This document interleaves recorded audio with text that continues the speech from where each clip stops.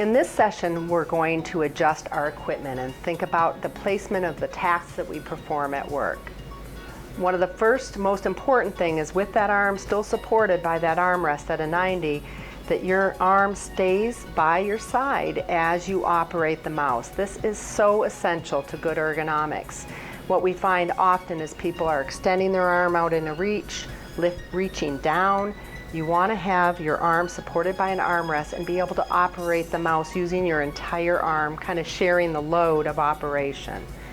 Same with the keyboard. Elbow stays at the side and you operate the keyboard without extending your arms in any kind of reach. So essential. And this allows me to still get that good support from the chair.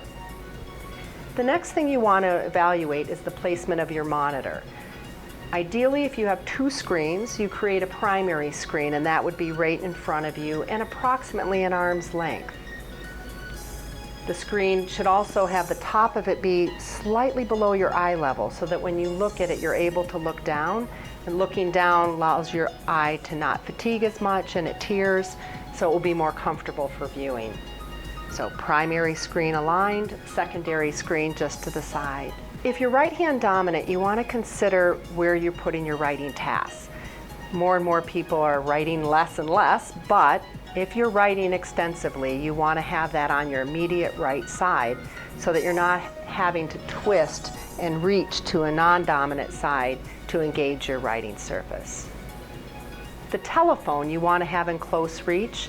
If it's very active, ideally slight reach, not too extended, and easy access to that telephone. These are important considerations for how you arrange your work environment.